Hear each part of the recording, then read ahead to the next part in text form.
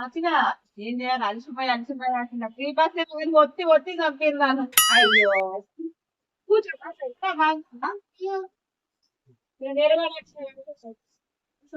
చూడడానికి వచ్చా పెద్దోడు ఎనిమిది వచ్చిందా డ్యూటీకి పోయి.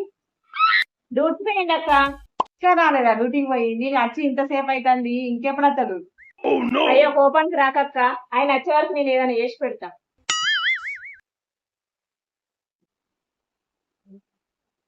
అయ్యో ఒక్క మటన్ చెప్తా ఆయన లేడు నా దగ్గర పైసలు ఒక 500 ఉంటాయి కదా కట్టే అదే కట్టగలుగుతా.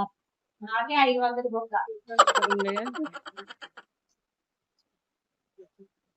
ఇక ఉన్నాయి 500 ఉన్నాయి మరి తీసుకో. తెచ్చక్క తెచ్చి మంచిగా అండి పెడతా. అయ్యో ఒక్క మరి పూరీలు చేసుకోవద్దా ఒక 100 రూపాయలు.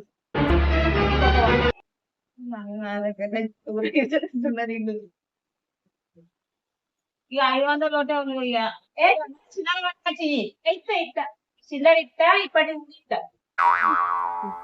దాన్ని తీసుకొట్టడానికి పైసలు తీసుకున్నాయి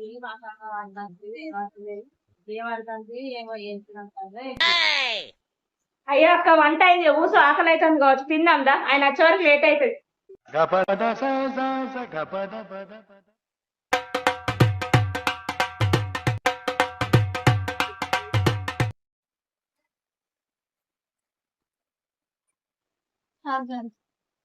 అయ్యా గదే చాలా అక్క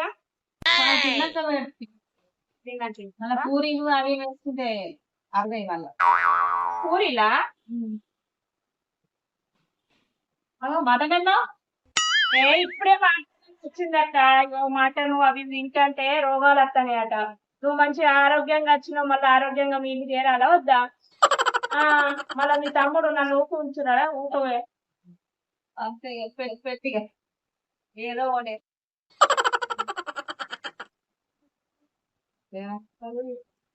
పూరీలే మరి అంత నూనె ఖర్చు అవుతుంది. మళ్ళీ నీకు కూడా ఆరోగ్యం మంచిగా ఉండాలి కదా అందుకోసం ఇక పూరీలు ఏం చేయలే. పాలకూర పప్పు ఆరోగ్యానికి మంచిది.